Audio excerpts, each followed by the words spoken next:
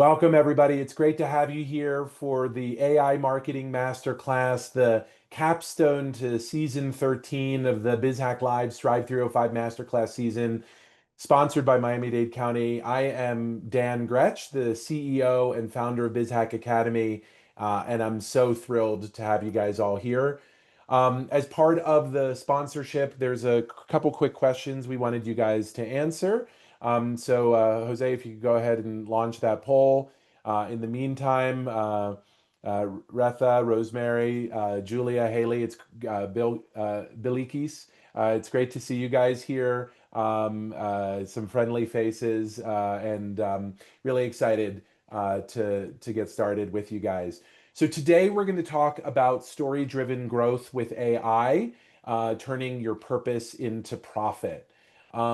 The masterclass series that you are participating in, and I will say this is kind of the culmination of a 4-year partnership with Miami-Dade County, is 150 sessions held, so several national awards won, and more than 10,000 businesses served. Really proud of the work and the accomplishments and the support for small businesses. It got its launch during COVID, and then has been funded and supported for the last 4 years by Miami-Dade County.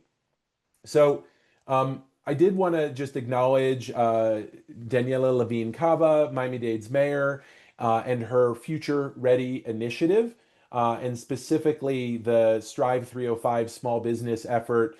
Recently, that has been transitioned from the county, which, as many of you know, is facing some budget challenges, to the Beacon Council. And so the work will continue. The public libraries aren't going anywhere, and they remain an incredible resource to all businesses based in Miami-Dade County, for research and access to great online resources. I also wanted to acknowledge our many partners who've helped spread the word over the years about these master classes and helped us get to that 10,000 number. There's an incredible ecosystem of support. We don't always know, we're not always aware of it, but it's an incredible resource that we all have that we can leverage.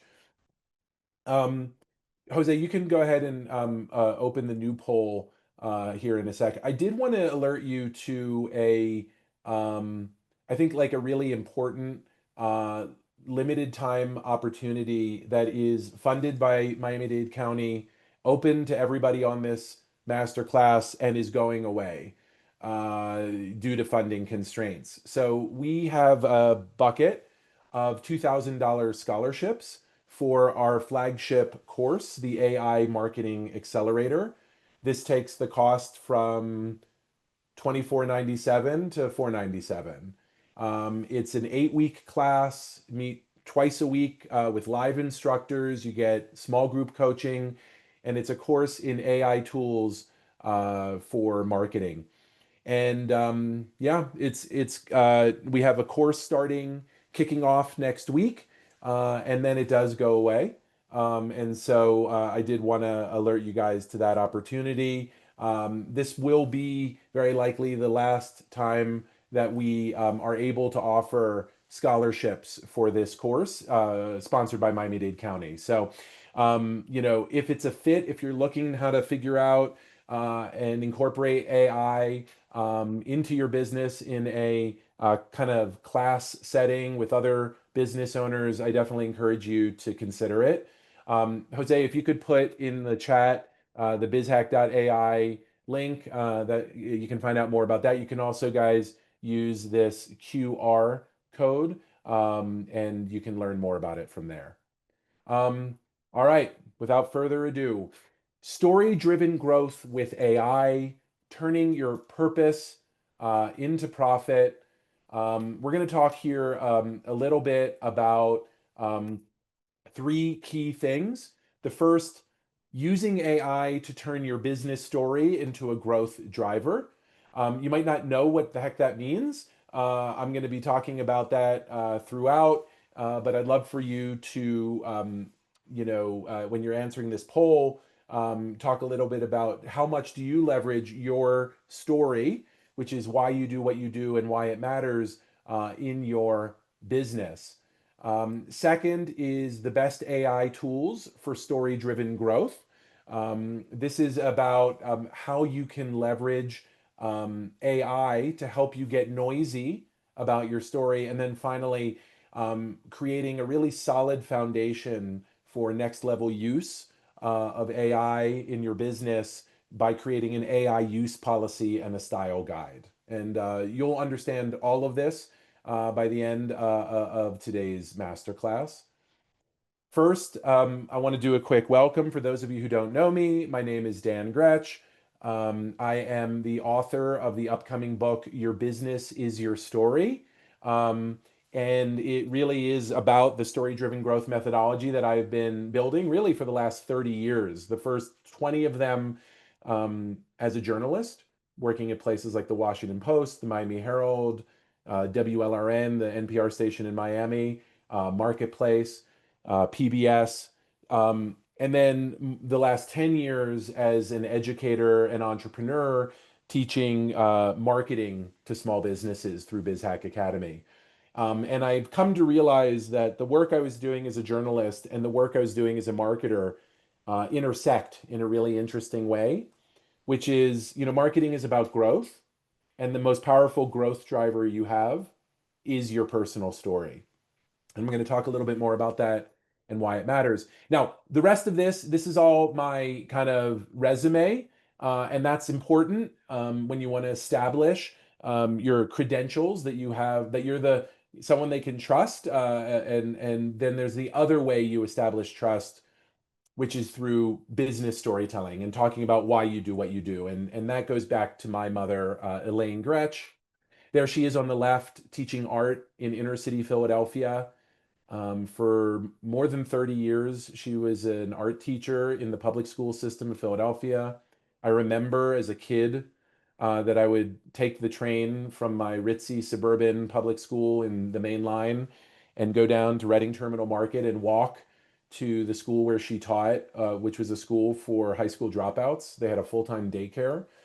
And she taught art, which was an elective to a bunch of people who are like adults, basically trying to get their GED. And her classes were just full, even though they didn't have to take it. And the reason why, I realized one day when I saw this very large man with a full beard and two kids in daycare go to my mom and say, "Hey, mom, hey, Mrs. Grech, do you like my drawing?"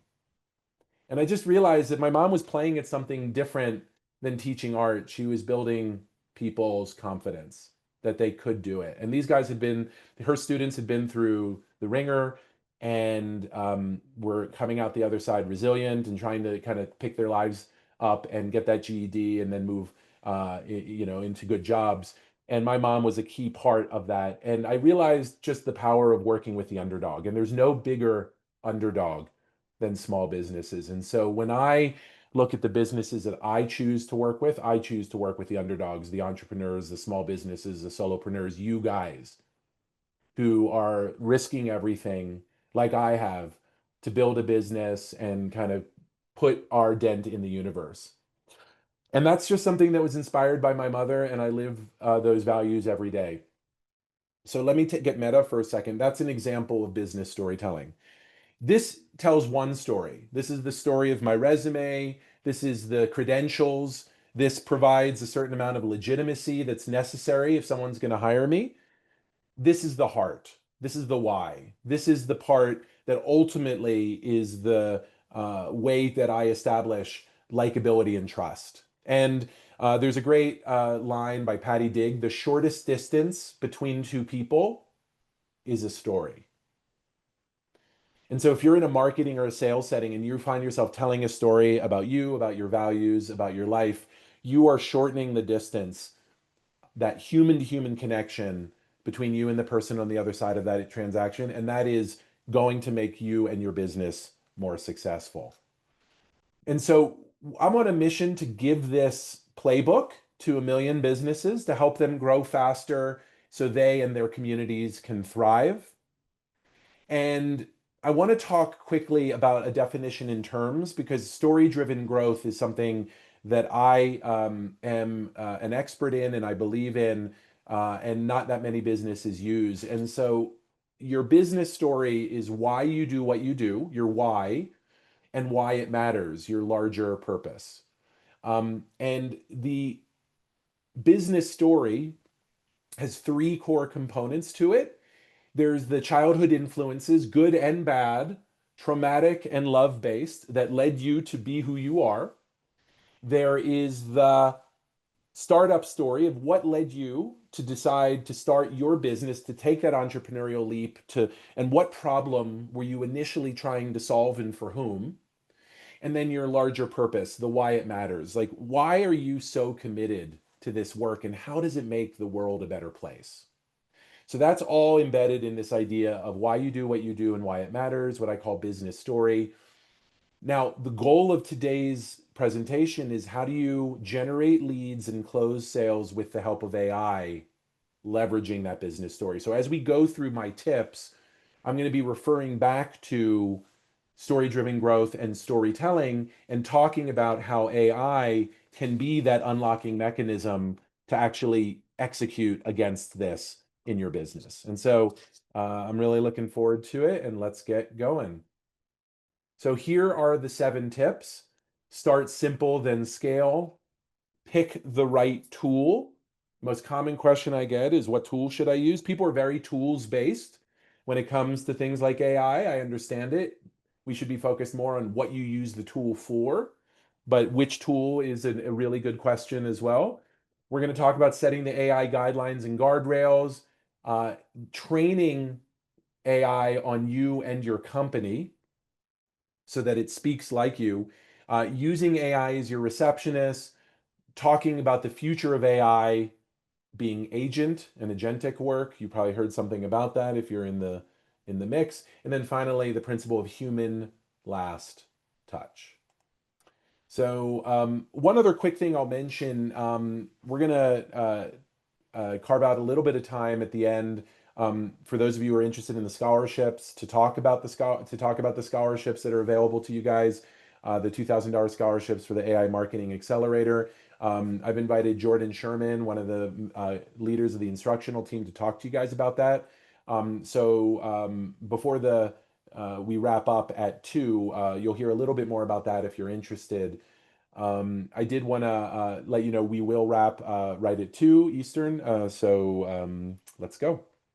So tip number 1, start simple, then scale. Probably the best question to ask if you're getting started with AI is, where should I start with AI to grow my business? And I really want to provide you guys with a little bit of a roadmap for how to think about where to start with AI. AI is the air that we breathe. It is the equivalent of a mobile phone or a desktop computer. Nobody says, how do I use my mobile phone to grow my business? Or how do I use my desktop computer? How do I use the internet to grow my business? And we're getting to a place where AI is just assumed and it's in every part of business. And so the right question is, what part of the business do you want to leverage AI tools for, and where to get started in that if you're early in that journey? So they did a survey of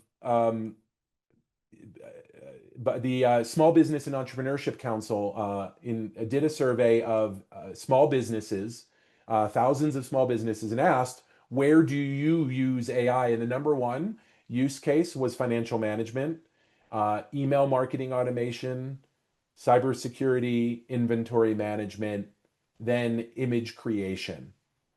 So what you can see here is it's being used in finance, in marketing, in IT, in operations. It's basically being used in all parts of a business. What is the primary benefit of AI? It's time saved. It's a little bit like a force multiplier. It allows your company to do the boring but important stuff faster. And on average, workers who use AI in a skilled way are saving 2 hours plus per day. 2 hours per day is getting back basically a quarter of your work week. So it is an incredible efficiency tool. So where do I recommend you start these three areas: personal productivity. The most valuable thing in your company is your time. And if you can have AI help you get what you need to get done faster, personal productivity is an incredible investment, and it gives you time back that you can then invest in growing the company, focusing on other areas within the company. We all wear too many hats, or spending more time with your family, which is a great use of that found time, or doing more self-care so that you are able to sustain this for the long run. The second area that I highly recommend, AI is great at communications. And so anything related to marketing and sales where you're communicating with strangers or prospects, AI is an incredibly powerful tool. And we're going to talk in one of the tips about training the AI to speak like you. And that's going to be one of the ways in which AI can be really helpful. And that's what the course, the AI Marketing Accelerator, covers. And then one of the most common use cases, AI for financial and data analysis. AI has gotten increasingly good where you can upload a spreadsheet of data and it can provide you insights and give you analysis on it. One thing I'll say about that is when you're doing financial and data analysis, just be careful not to share private, personalized information of your clients. And we're going to talk more about this in the tip that covers the AI use policy. I'd say one of the bigger risks with AI right now, even when you're in paid, when you're using the paid version of AI and they offer you, they're not training on the data you're giving them, you still need to be really, really careful about how you're, sharing private customer data. And so that will be covered in your AI use policy. And if you don't have an AI use policy, you need to have one. So these are the three areas where I recommend you get started. Where I think the biggest benefits can be long term are streamlining operations. If you can take the delivery of your product or service and streamline it, leveraging AI, that can be an absolutely extraordinary use case. And you saw that inventory management, which is a version of streamline operations, was one of the most common ways it's being used. There's also intelligent automation and autonomous agents. They're related but different. We're going to cover those in the final tip, on the sixth tip, which is really kind of next level stuff. I just don't recommend y'all start here because if you want to use it to streamline operations, it usually costs a bit of money and requires quite a bit of maintenance and expertise. And so it's not necessarily the place that you start. By the way, there was a question about whether this is going to be recorded. We are going to share this recording as well as a written summary of this via email and on the website. So you will have access to the video of this and kind of a summary of what we talked about. All right, so that's where you want to get started.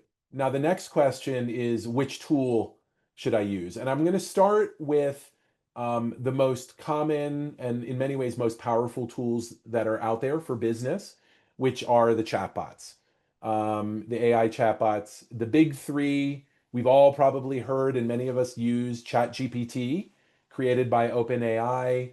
There's Gemini, which was created by Google. And there's Claude, created by Anthropic. What I find kind of interesting about Claude and ChatGPT is they're both created by startups. OpenAI and Anthropic are startups. They're at this point very well funded startups, $1 billion plus valuations. In fact, Anthropic was created by some refugees of OpenAI. So the only like really incumbent player who I consider to be in the big three is Google. But here's one thing to remember about Google. Google invented, modern day search. And what is search? But it is an indexing of everything that was written on the internet so that the information is accessible and easy to find and use. That is an AI that drives that. It's an incredibly complex algorithm that they've built and perfected over the years, or are perfecting constantly. And that same set of engineers and that same database of mapping the entire internet is incredibly useful when it comes to AI and chatbots. And so I just want you to know that Google has had a lot of stumbles and their product is not quite there yet, has not been there yet compared to ChatGPT and Anthropic. And they kind of created a space for OpenAI and Claude to enter. But do not count Google out. They have the deepest of deep pockets and some of the best engineers on earth working for them. And so those are the top three. There are other leading chatbots, many of which you use and have heard of. Obviously, probably the most important is Copilot, which is created by Microsoft, integrated across the Microsoft suite. Many of you use Copilot. Meta, owner formerly known as Facebook, has created Meta AI. One couple things that make this interesting is they've been using an open source, while the others are all proprietary. Meta has been building on top of an open source platform called Llama that is just a different approach. And just to put it in perspective, WordPress is built on an open WordPress, which is like the most common way that websites are built worldwide, is built on an open source platform. And so as things have matured, most websites are not built on Shopify. They're not built on Wix. They're built on WordPress, and WordPress is open source. So there is a version of this of the future where open source is going to be the winner, and that's the bet that Facebook is making. Then you have Grok, created by Elon Musk the owner now of X, formerly known as Twitter. And this is not actually its own large language model, but it uses a mix of large language models in a really skillful way. It's called Perplexity, and a lot of people really like it for research. And there are just a bunch more after this. So, which chatbot is best? And I'm going to first tell you the data because there is kind of an answer to this according to the experts. And then, in terms of my personal use, I'm going to share with you which chatbot I find most useful and for what. So, in order for you to understand what I'm about to say, you do need to understand a really basic distinction that has emerged in the last 6 to 12 months between fast models and reasoning models. So the system one or fast thinking models are really different. They're like a different approach and product to what are called system two or reasoning models. And right now, all of the leading big three offer a choice between the two models. So you're actually picking not between three chatbots, uh, Gemini, ChatGPT, and Claude, but actually six chatbots. So just to give you explicit, ChatGPT 5, the latest model from OpenAI, it actually has instant and thinking. Instant is also means fast, answers right away. Gemini, the one by Google, its latest is called 2.5. It offers Flash and Pro. And you can see Flash is fast and Pro is reasoning. And then Claude offers one called Opus, which is complex. That's the reasoning model. And then Sonnet, which is smart, efficient for everyday use. Now, there's a tendency to think that the powerful large models are better than the what are known as the reasoning models are better than the fast thinking models, and that's not true. In fact, the fast thinking models are better at writing. In my extensive testing, I have found that fast thinking models, whether it's the instant of ChatGPT 5, the flash of Gemini 2.5, or Sonnet 4, are better writers. They're faster, they're more automatic, and they're more intuitive. So, what is reasoning better at? They're better at strategy and analysis. So, if you're looking for someone to help you build a strategy or to test your ideas against, or to analyze a set of data, I think you're going to find that reasoning models will do a better job of that. So, um, now that we understand that there are two types of models, what do the nerds say? So the nerds have created a place called the LM Arena, Learning Model Arena. It's like a gladiator fight. It was created by researchers at UC Berkeley, and they compare the leading language models side by side, and they create a public leaderboard. So their mission is to help you guys answer the question, what is the best model? And interestingly, according to them, the best models are Gemini 2.5 Pro, which is their reasoning model, and Claude Opus 4.1, which is their reasoning model. And in full disclosure, I actually pulled this about a week ago, and it's possible that this has changed in the past week. So just with that caveat, you'll see that number two, and there are four models that are number two, are all OpenAI models, ChatGPT models, um, and then you'll see Claude Opus 4.1. It comes by Anthropic is also tied for number two. So Google, Anthropic, OpenAI, Gemini, Claude, ChatGPT. So that's the big three. The other thing that I thought was really interesting in this data, and it goes on, there's a lot of other models, is look at who came in third place. Alibaba is a Chinese company. And then look who is a little further down, DeepSeek, the Chinese company that took the world by storm at the start of the year. What I want you to know is that China is emerging as an AI leader. And you can see that, and Grok is in there as well. You can see that I think increasingly, and it started this year, but it's only going to accelerate. China is caught up to, ahead of us in some ways in the AI game. And they just don't talk about it in quite the way we do. They're a less open society and economy. But China is a fearsome competitor and adversary, and also a tool maker that we can leverage. And it's going to be really interesting over the coming years as this leaderboard evolves. I don't doubt that there will be a day when the number one language model on AI Arena is Chinese made. All right. So that's a lot of wind up to the basic question. All right, Dan, enough. What should I use? So I'm going to tell you what I use.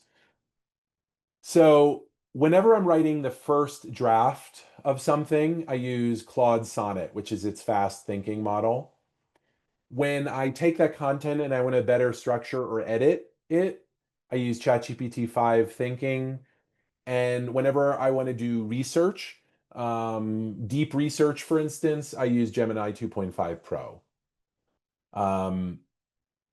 When I'm writing emails, I use fast models. When I'm analyzing data, I use thinking models. So I'm going to pause here for a sec. I'm looking right now. Is Claude free? There's a free version of all three of the big three.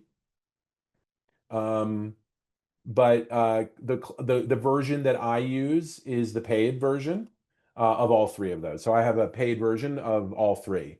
Um, uh, Terry Page asked about Manus. Manus is another really good research tool. I have not used it. I have found my paid version of Gemini from a research perspective is getting me what I need. But Manus is another one that's kind of emerged in the last couple of months. And again, to your question, Julia, paid versions or free, I definitely pay for three different models. And the reason I pay for three different models is because the models solve different problems for me. So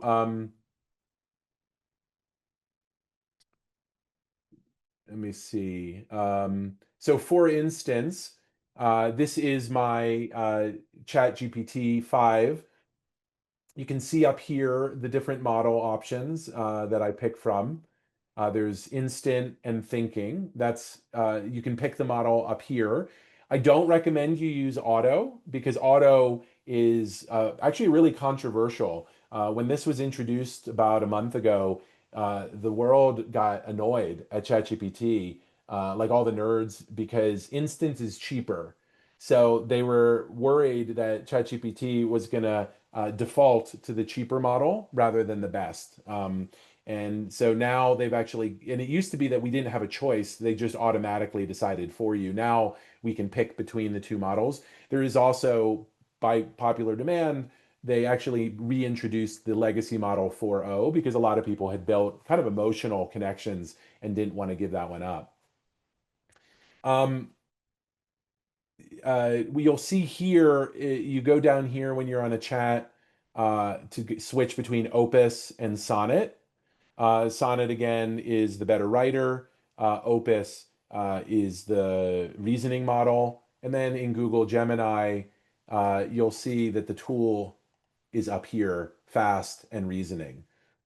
One thing I'd really like for you to take away from this is you need to be thoughtful about what you use. You should not just default to the fast or the reasoning model. You should pick, depending on the task, which model makes the most sense for you. Um, Let me jump back in. All right. So if you're just getting started, I strongly recommend you just start with ChatGPT. There's a couple reasons for that. One, it's easy to use. It works well in most situations. It also has a really robust ecosystem of what are called GPTs. GPTs are specifically designed chatbots to do a particular task. Because ChatGPT has been the leader for the last 2 years, there's a tremendous set of resources, both created by OpenAI and by third parties, on how to make the most of ChatGPT. So there's just no end to training materials on that. And you can also, because there's so much material out there, you can also ask the chatbot to teach you how to do something and it'll teach you. And so if you're sort of like feeling a little overwhelmed even by these three choices, Claude, ChatGPT, and Gemini, just start with ChatGPT, master it, and then branch out. Let me quickly show you um, this. So GPTs, again, are the way for you to train the chatbot to do a specific task. And if you go on the left-hand side, you'll see it says GPTs, and then there's one called Explore. And if you go into Explore, you can see that these are custom versions of ChatGPT that combine instructions, extra knowledge, and a combination of skills. And there's just a ton of different ones that were created by third parties. Um, Scholar GPT for research, Humanize AI to make the content more AI, more human seeming, fitness workout and diet from a PhD coach. There's an image generator. We'll talk about that in a second. And then you have different categories under writing, productivity, research, education. So if you want to do better presentations, learn English, there's lifestyle and so forth. So you have this massive, massive library. Claude and Gemini do offer something similar, but with way fewer options. So ChatGPT is a really good option there. And then, and this is one of my favorite parts, you can actually create your own GPTs and configure your own GPTs. And that's one of my biggest recommendations to all of you is I've created different custom GPTs for different purposes. So we have one that's been trained up on story-driven growth, and we're going to use this transcript, and we're going to throw that into there as one of the other pieces of training material that's in this GPT. There's another one on building real-life campaigns that's trained up on our coursework. There's a small business resource navigator that we helped build on for Miami-Dade County. And then there's Dan GPT, which is trained on my brand voice. And I'm going to dig into this one here for a second because we're going to be talking a lot about this. So, what do you know about Dan? So I'm now communicating with this model that's been trained about me. And it says, here's what's known about Dan from your uploaded materials and supporting documents. It talks about who I am, talks about my professional background, talks about BizHack Academy and its mission, its core values, talks about my communication and leadership style. It talks about the personal side. And in summary, it says Dan is a teacher at heart, a storyteller by training, and an entrepreneur by mission. How does it know all this? It knows this because we configured it to know it by me putting in really extensive instructions about me, my background, and the tone and style of my writing. And then I added a bunch of knowledge to it as well. And so that is how Dan GPT knows about it. And so when I'm in Dan GPT, I can say, how do you write emails? With what tone and style, right? So if you say, how do you write emails with what tone and style? It says professional, warm, and direct, clear, structured, and conversational. The voice qualities are accessible, empowering, educational, authentic, and purpose-driven. So I have trained the AI to speak like me. And you'll see that I can create GPT like conversations that are trained on my voice and style. So write a welcome message to a live audience watching a masterclass on how to use AI tools for authentic storytelling. Talk about why it's so important to use story as a growth driver, right? So now it's going to be saying this as if it were me, and you saw it said it's searching my knowledge, and you can see tonight's session is about using AI tools to tell more authentic stories. Not robotic stories, not perfect polished sales scripts, real ones, because in a noisy, distracted world, story is the only thing that cuts through the static. It's how people remember us.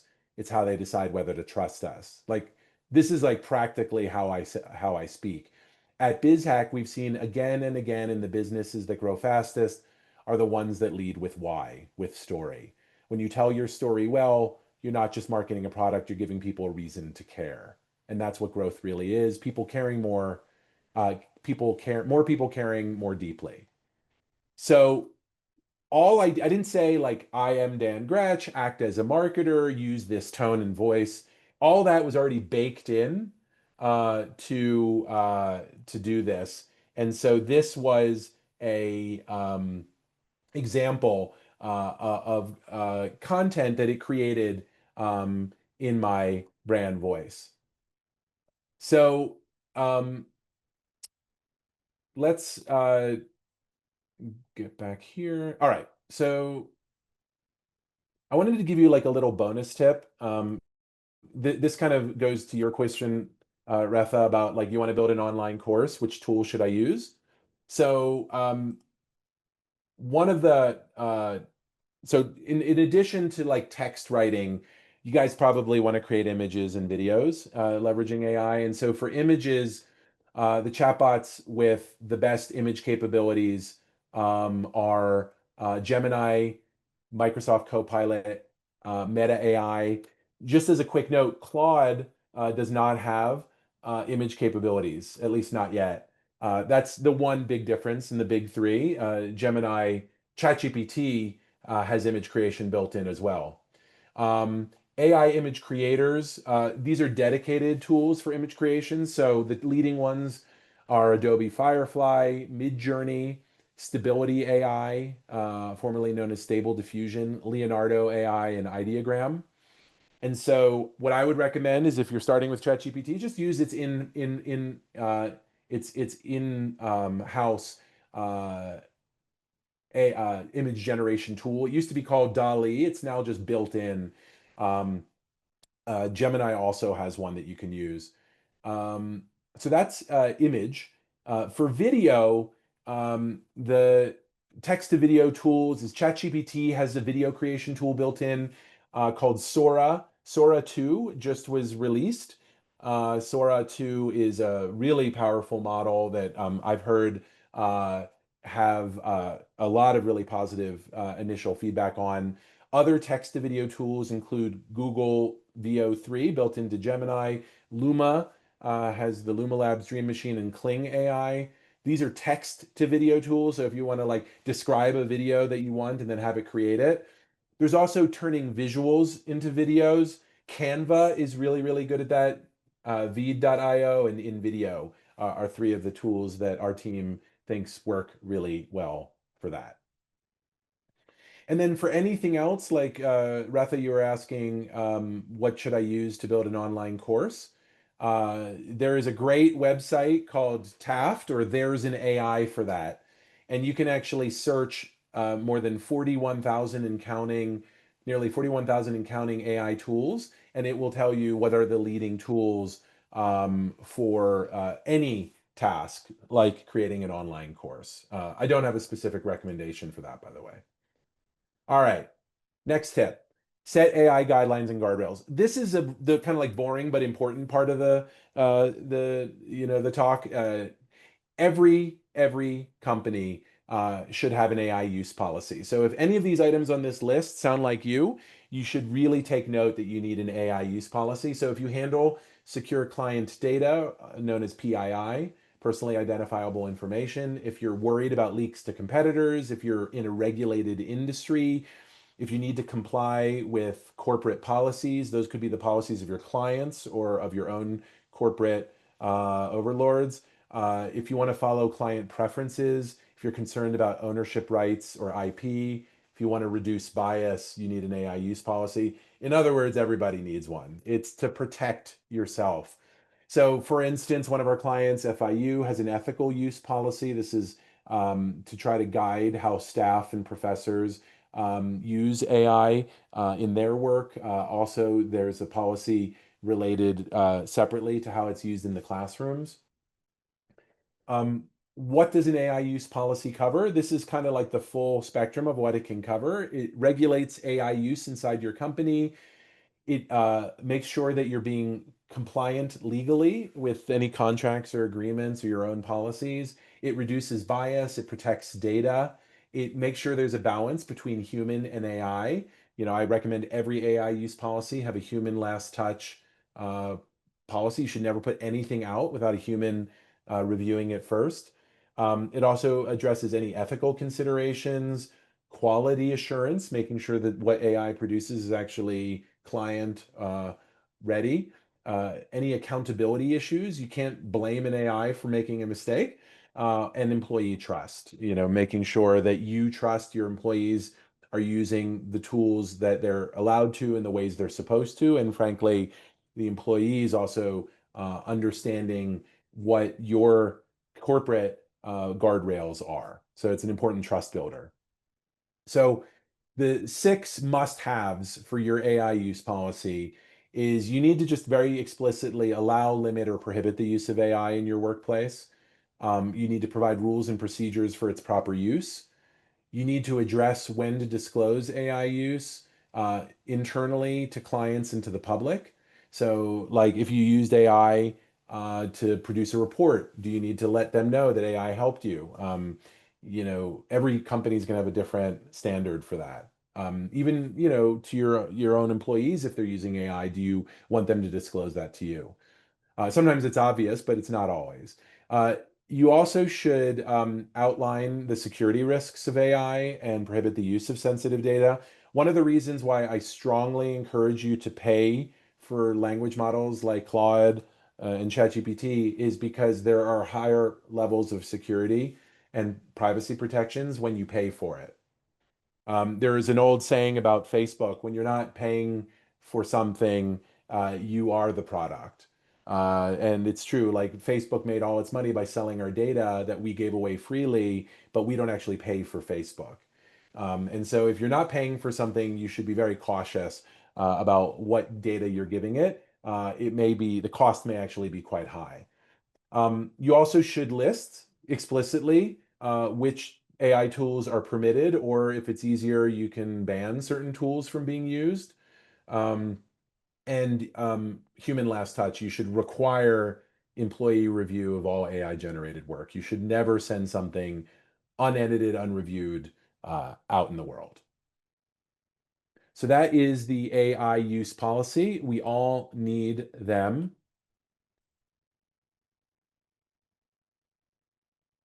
Um, so this is really at the core of what I was showing you with, which was the custom GPTs and training AI on you and your company. And this is how you go from generic content to content that is story driven.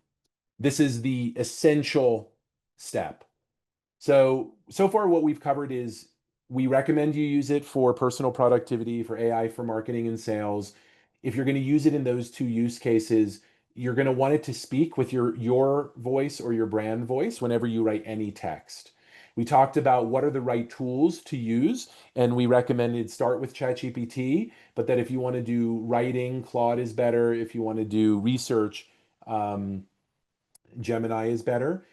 You've now set your AI use policies, providing guardrails and protecting yourself. That's a CYA. Now we're ready to like really get going. Okay, so now you're using ChatGPT.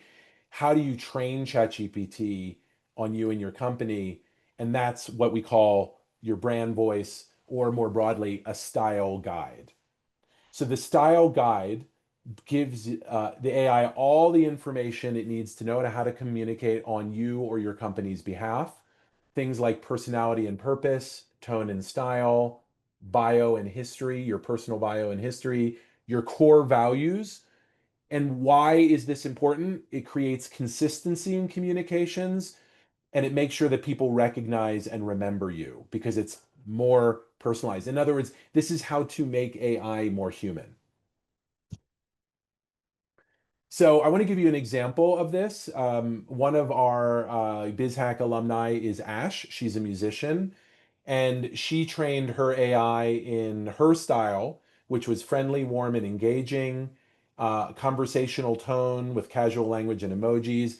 It promotes authenticity, connection, and the joy of sharing music, and it maintains a reciprocal relationship with with her fans. And she used this style guide to create images, right? And so she trained it on her brand voice, and then it created images that aligned with that tone, that style, those values. And she actually created three different um, track single covers using, in this case, Midjourney, which is one of the AI image generators we talked about. So this is Cool to Be Kind. This is On My Way. And this is Hope on the Horizon. And it did like a really good job of capturing her values in image. What we used to do is like a brief that we would give to a graphic designer.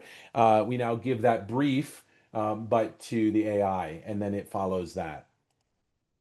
So I did a little bit of this live demo of the AI trained on my brand voice.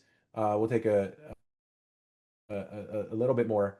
Um, by the way, is there anybody who has a question just about brand voice, style guide, or custom GPTs, which is training a GPT in your brand voice? Feel free to unmute and pop in with a question.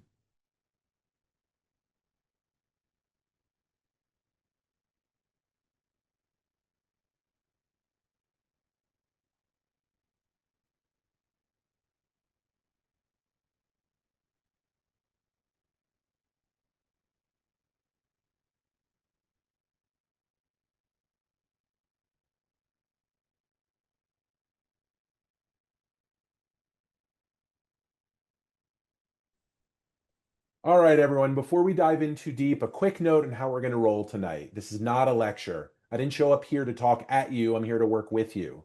So if something sparks a question, drop it right into the chat. Don't wait for it to end. Don't wait till the end. Seriously, interrupt me. I'll keep an eye on it, and we got a great team watching too. Okay, I would like to ask a question. Hi, I'm Haley. Hi, Dan. Hi, Haley. You say I'm just and maybe this is obvious, but in creating this brand voice, um, I'm just a little bit confused. Say, for example, with Chat GTP. So I will type into Chat GTP, this is who I am, this is how I want to sound. Is that the instruction that I give it? Or I'm just not quite sure how to plug that in, if you know what I mean. I just don't know, because I can say, oh, I'm warm and engaging, but I mean, what's warm and engaging from me might be different from somebody else's warm and engaging, So how do we get that fine-tuned, if you know what I mean? I don't know. Does anybody else have the same question as me, or is it just me? Are you able to see your screen? Do Yes. you see And what I wrote? also, sorry, I have another question too, because I use a lot of Chat GTP on. Sorry. Just one question at a time because you Oh, asked okay. you asked such an powerful question. Here's Okay. what's interesting. Live demo, AI trained on my brand voice. Yeah. FAQ, how do I train ChatGPT in my style? Uh, So I want to point out this is a little bit of a magic trick.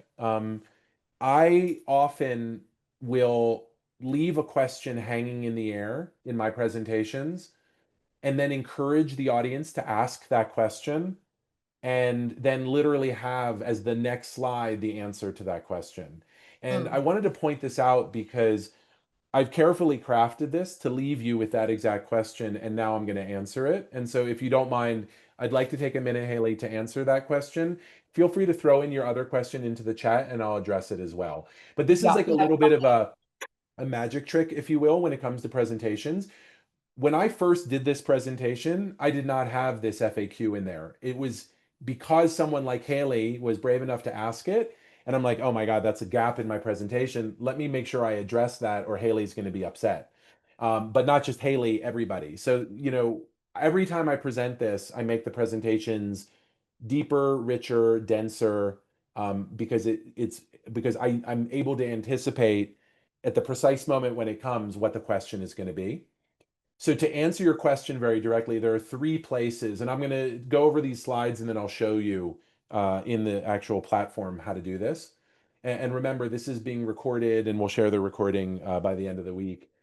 So the first is the settings. In the settings, you can do something called personalization.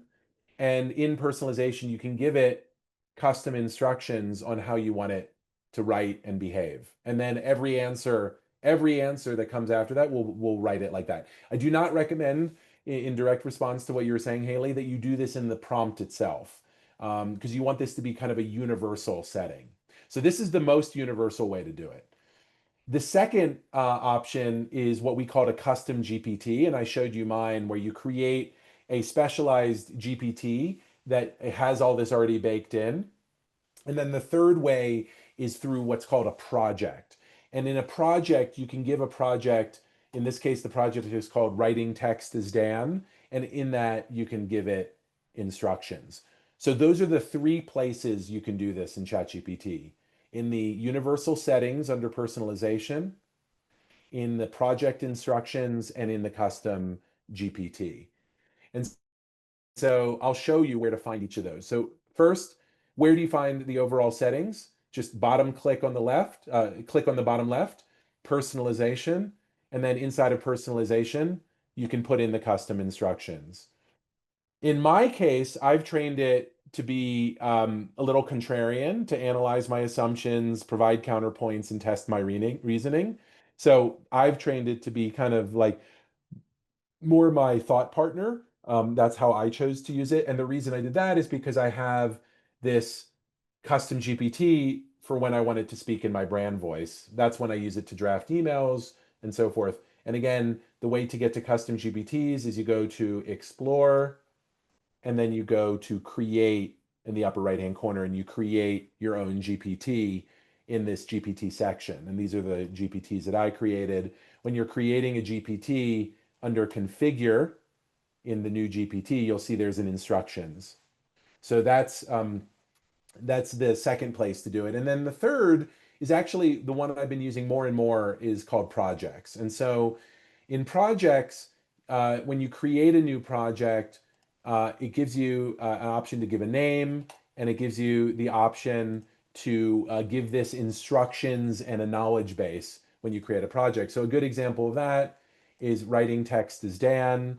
You can see that the instructions here, same kind of thing in communication sign off as Dan and so forth. And now it is speaking, but only for this set of chats in my brand voice. So this is like a really good one. Projects are really powerful if you want it to speak in your brand voice for, to a specific client, or if you have specific instructions, or if you're working on a particular specific project. So how do I use projects? I often will do them for different clients or sales conversations. Another one that I did recently that was really helpful is I was doing this for an RFP. And so for the RFP, I loaded all the information for that specific RFP, request for a proposal, and then I was able to have it create the text that I needed for that RFP as a project. So those are the ways that I'm using projects.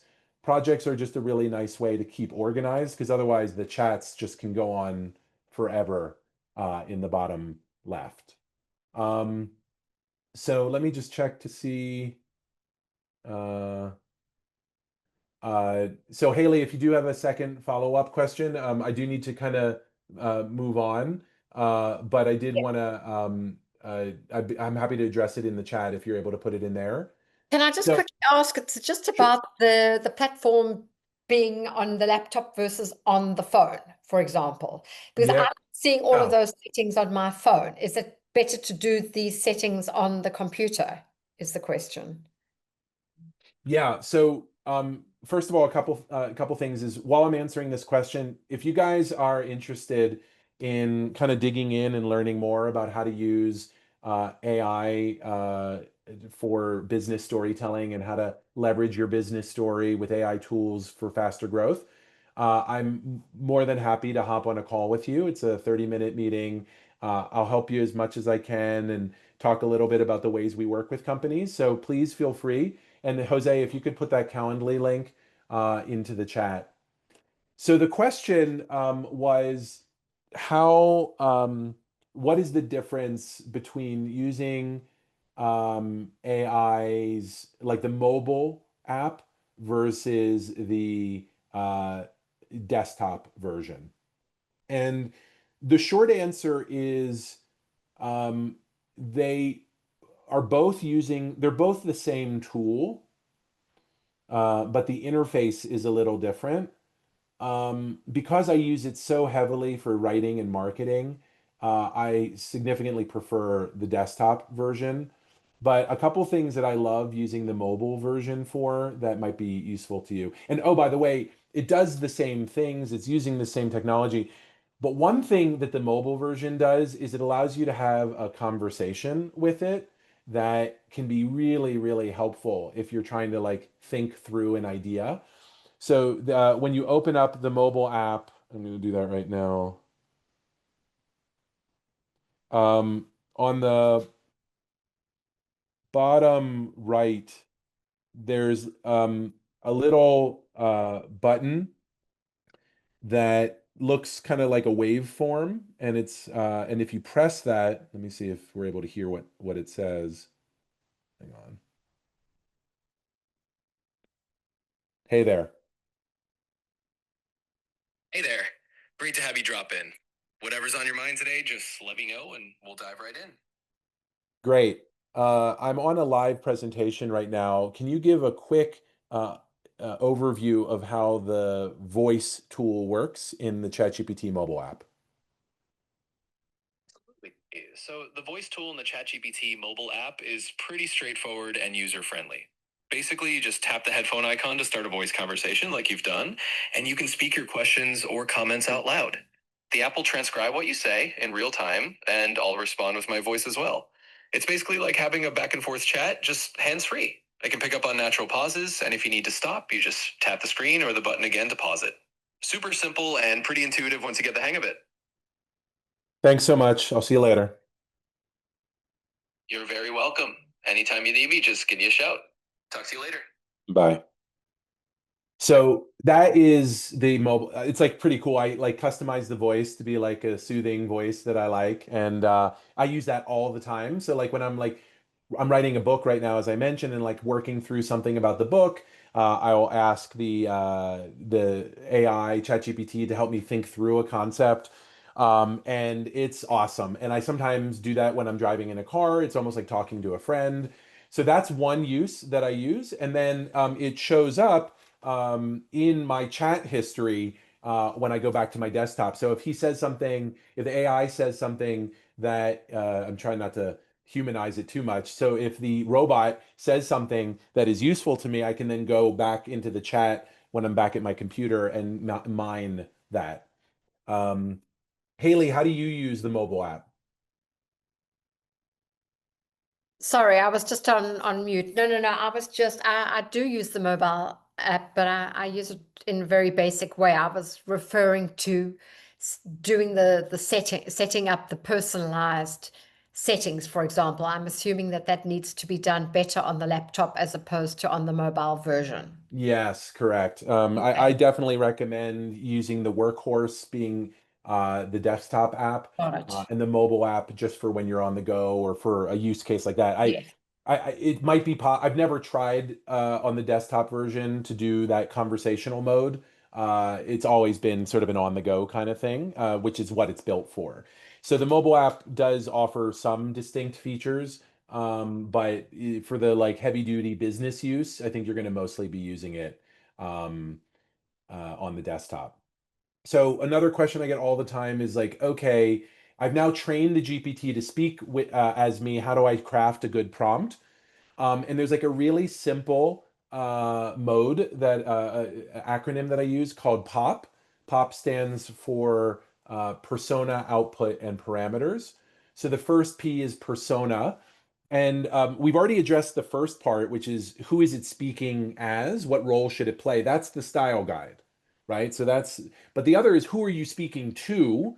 So whenever you do any prompt, you need to say, I am speaking to, an audience of a live webinar or my, ideal client or my staff or, I'm writing an email to a friend.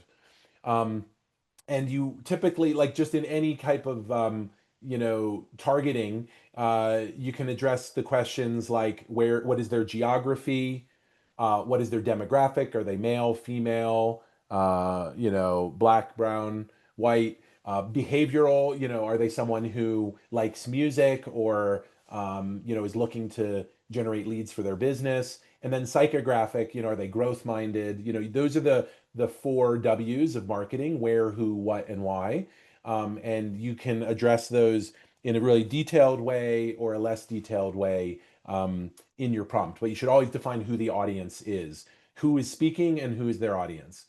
There's also act as, which is like so act as a marketing expert, act as a thought leader, act as a data researcher. So you want to define what role they're playing, and then who they're speaking to.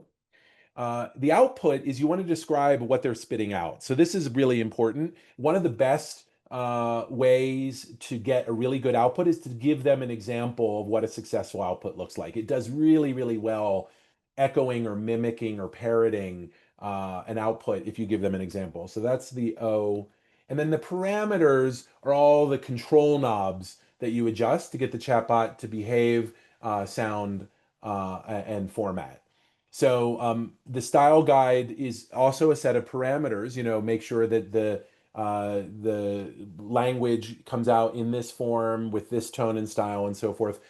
Other parameters you could include is like, I want you to format this and it's an email. Make sure the word count stays within this number. It doesn't always do a good job of word count, just as a FYI. Here's some additional context. But that's what parameters is once you've defined who you want it to act as and who the audience is and what the output should be. You then give it a bunch of parameters to help make sure that the response is exactly what you want. And that's it. That's the POP framework for prompt engineering. And I try to make sure that I always follow POP every time that I do a prompt. And we do have a free AI prompt guide that you guys can access. And would love for you guys to leverage some of the best practices that we've developed for your prompting as a thank you for being here today and for supporting us. And Jose, if you could put this try.bizhack.com/prompt guide email into the chat, I'd really appreciate that. So tip number 5, use AI as your receptionist. So this is a great case study of like the cutting edge of AI, and I find it like really inspirational, and I hope you do too. One of BizHack's longest clients is Mosquito Joe of Miami. They're an outdoor pest control company. They spray for mosquitoes, and they were having a problem. They hired a receptionist firm based out of Texas for $1,200 a month so they could have a 24-hour receptionist. The person's job was really simple. They receive the call and they determine if it's an existing client or a sales prospect, and then they just route them in the correct way. They were doing really well. They had a 95% success rate, but they were chit-chatting in order to get paid more. So they would say, hey, so before I let you go, what's the weather like where you are? And so basically it was costing a lot more money than it needed to. It was doing what it was supposed to do, but at a much higher cost. And so the solution is Yoel Gutierrez, the owner of Mosquito Joe Miami, decided to see if an AI receptionist could get the job done. So he trained it up. He set the magic. He called it Magic Voice. He set up all the parameters, and I'm going to now share with you a call to the AI voice. And let me just set the sharing to include sound.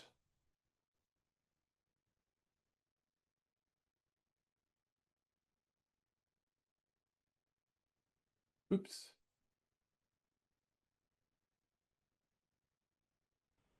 Hello, thanks for calling Mosquito Joe of Miami. You've reached the receptionist. How can I help you today? Hi, I was calling to find out what to be. And do we have the sound coming through? I know it's a little low. Jose, can you hear that? Yes, we can hear the sound. All right, here we go again. Hello, thanks for calling Mosquito Joe of Miami. You've reached the receptionist. How can I help you today? Hi, I was calling to find out what to be earliest available for someone to come out. Got it. I can have someone from our team get back to you with the earliest availability. Can I get your name and contact number, please? Charles, and my number is 305-409-8686. Thanks, Charles. When would be a good time for us to call you back? ASAP.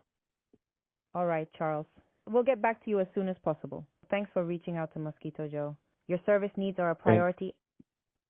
I'm sorry, really quick question. You guys, I know you're saying Mosquito Joe, but do you specialize or do you handle like other pests other than mosquito?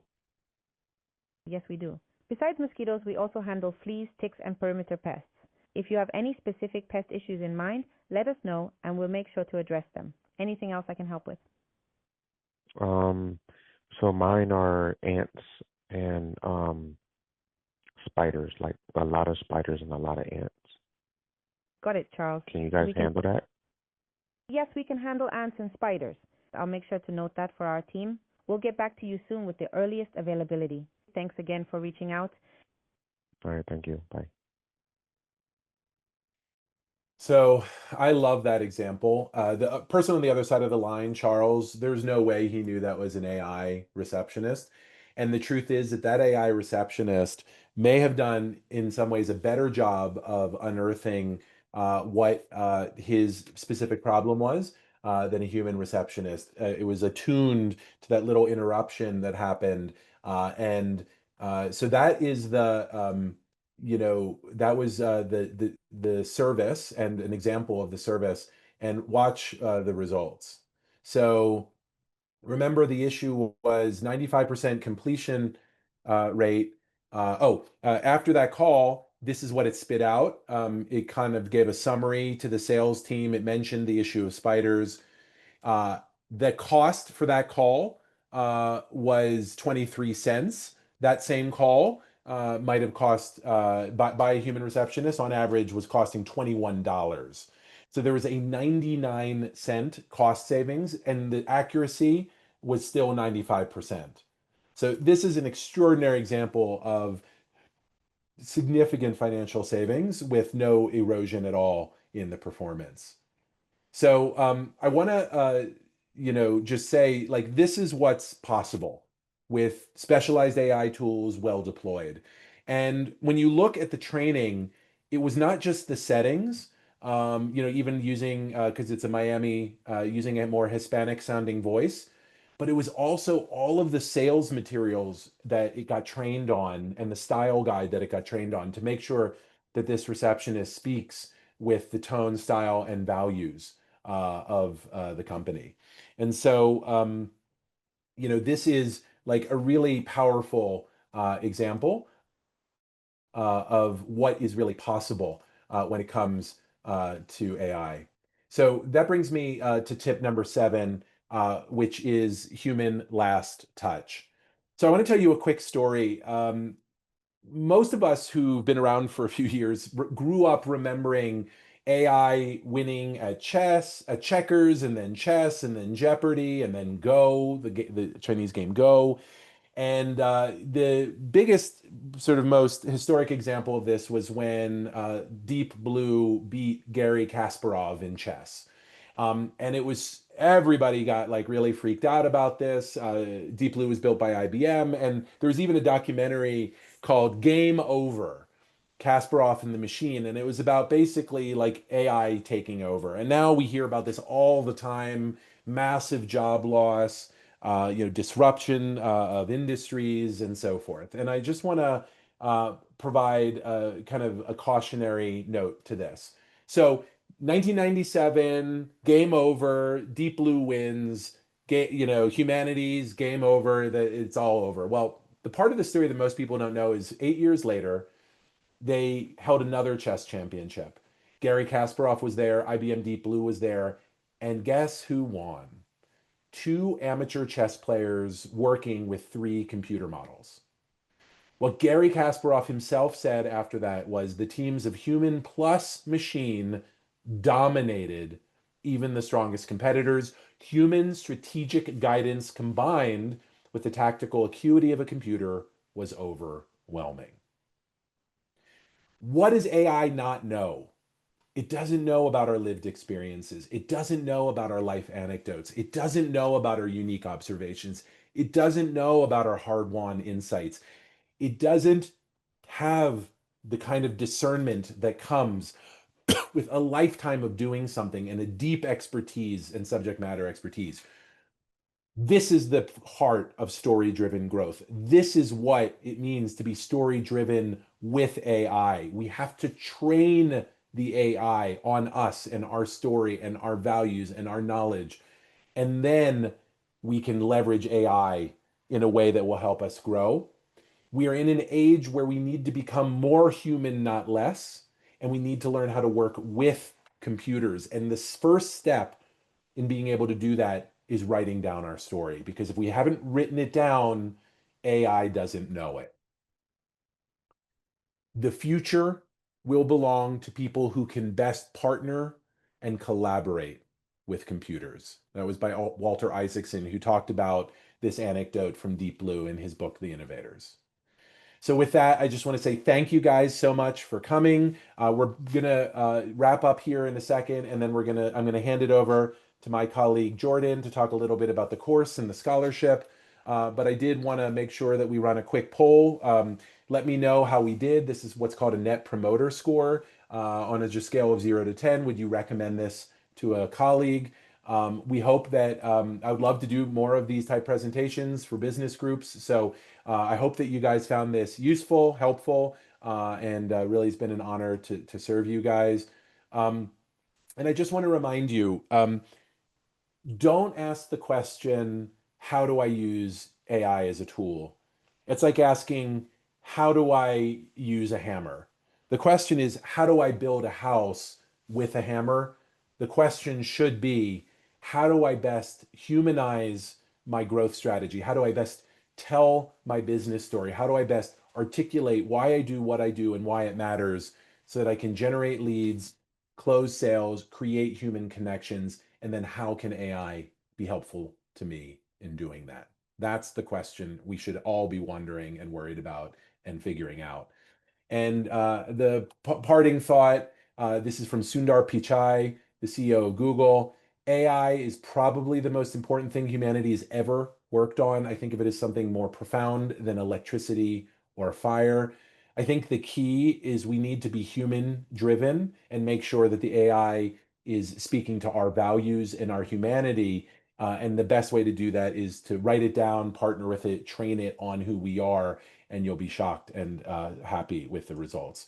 So with that, I want to hand it over to my colleague, Jordan Sherman. He's the head of instruction at BizHack, and he's going to tell us a little bit about the upcoming course. Again, the scholarships are $2,000 scholarships, bringing this 8-week 30-hour course down to just $497. And this is the last time we're going to be able to offer them, sponsored by Miami-Dade County. That grant is running out, and this is the last cohort of the year. So with that, Jordan. Yeah, thanks so much, Dan. I wanted to kind of kick this off, by sharing a video, a short video with you from one of our alumnus of the AI Marketing Accelerator named Elliot Durant. And Elliot, um, really kind of a remarkable story. We have a full, case study on him that we have online, and we can share that link with you too. Um, but Elliot, well, just hear from his own words. And in fact, let me just make sure that I'm sharing with sound before I play the button, hit the play button here. I just want to show you a little bit about what he learned. I wanted to create a brand, and as one person and not a huge team in a corporation, it's very difficult. But now I do have a team, and it's called AI. Yeah, pretty remarkable story. Elliot, when he joined the course, he called himself tech tentative, 63 years old, running his own alkaline water company in Miami. And he was paying freelancers upwards of $1,000 to put together his proposal decks to send out to try to get his water product into different locations across Miami. What he told us was basically, I'm not a tech guy and I really can't learn this stuff fast enough. He kind of proved us wrong and proved himself wrong very quickly with the course. Just a few weeks in, he was juggling an illness in the family, taking care of somebody very near and dear to him, while trying to keep his business open and trying to learn these new skills with AI. A long story, very long story short. Throughout the course, he learned how to create videos, he learned how to create imagery, he learned how to create a brand voice, and ultimately used all of those things to put together a pitch deck, which netted him a 6-figure contract with a local group of gyms. So you heard Elliot there kind of joke. He doesn't have a marketing team or doesn't have a big team to pull together a marketing team, but he has one now, and it's called AI. And what I really like about Elliot's story is that for him, it's not becoming a tech wizard overnight, right? It's not learning these tools, sleeping with your AI prompt guide under your pillow that Dan popped into the chat earlier in the masterclass. But with him, it was realizing with the right tools, the right coaching to learn the right strategy, small business owners can absolutely compete at the same level as big brands.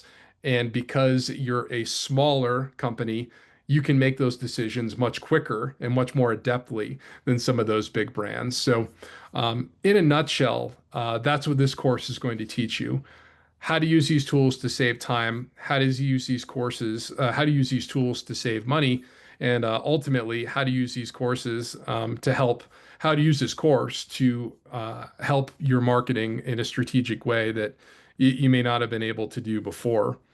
Um, The course actually starts next week. So if you are interested, we've got a QR code for you to scan in a moment. Starts next Tuesday with our orientation. Then we have 12 classes.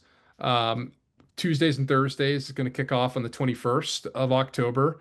We'll go straight through December 11th with a break during that week of Thanksgiving.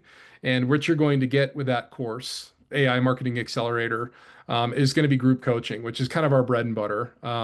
We have, the foremost experts between media creation, business strategy, working across all levels of beginner to intermediate and advanced, small business to nonprofits, kind of that full spectrum to capture, anything that you might need. And we pair you with the right coaches with an onboarding survey that helps us make sure that you're getting the very best of the course with the very best coach of the course. So I don't want to gab too much. I'll pop over to the QR code. You can totally scan that.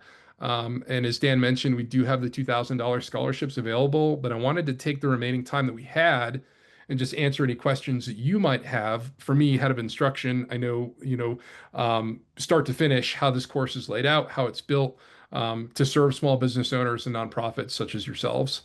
So feel free to come off of mute. You can use the chat. I see there's a couple of comments in there already. Let me just pull that up really quick. So while you're doing that, I just want to be like super upfront about this. Miami-Dade County just went through a horrible budget crisis, and these grants that we've been giving out for 4 years are going away. Mm. I got them to give me permission, regardless of whether you're based in Miami-Dade County, to have the scholarship for this last cohort that we're running with scholarships. And I have not been able to raise the grant funding for scholarships in the new year. So I can't, I would love to be able to say, don't worry, there'll be more scholarships. I can't tell you that. And just with where things are going with the government and the economy, I am not super optimistic it's going to be forthcoming. So like this is your moment for those of you who are interested. So take a minute. We're going to be here for another 10 or 15 minutes. I know Jordan has to run in at the top of the hour, but I can stick around for a few extra minutes. Jose is the course administrator. I mean, it's one of the best and most important things I've ever created with this incredible team of collaborators. It's cutting edge AI tools for story-driven text, video, images. We constantly are re-updating the curriculum. We're just updated it for ChatGPT 5. Now we're updating it for Sora. So there's no better value. And we do offer a guarantee so that if you come to the kickoff orientation and you're like, this isn't a fit for me, don't worry, full refund, no worries. But the class is full. But we did want to give this as an opportunity as a thank you guys to those of you who are stuck around and showed up and supported us in this masterclass. We're going to make room for a few more folks if any of you are interested. So any questions, guys? If you're considering the course, happy to use this time to answer them. And again, the kickoff is 11 a.m. Eastern next Tuesday.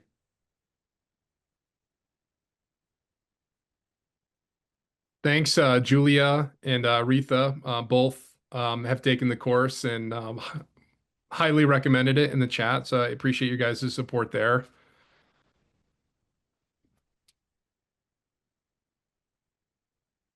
So any questions, guys? I see Miguel Angel, Billy Keys. All clear, Dan. Thank you so much. Okay, perfect. Yeah. Haley, I don't know if it's something you're considering. Thank you, by the way, for your contributions today. Sheila, nice to see you. Carolina, same. Yeah, thank you. I'm actually signed up. I'm see you on Tuesday. Ooh, that's exciting. I know, I'm very excited. I just wanted to do this course just to get a feel for what I'm in for. I'm looking forward to doing it. Thank you. What made you decide to do it? I know Mike Pace, and he mentioned it to me. So yeah, I'm super excited. I can't wait to learn more. That's funny. And yeah, it's funny. We have a coach with a British accent, which of course makes him sound immediately brilliant. Just like you, Haley. Americans love So anyway, you'll be a very welcome presence, and thank you for your really smart questions today. Thank you. Thank you for the insight. Really fascinating. Thanks. And just no problem. Just so I'm clear, I'm looking in my inbox and I don't yet see your registration having gone through. Did you use the payment link? I don't know.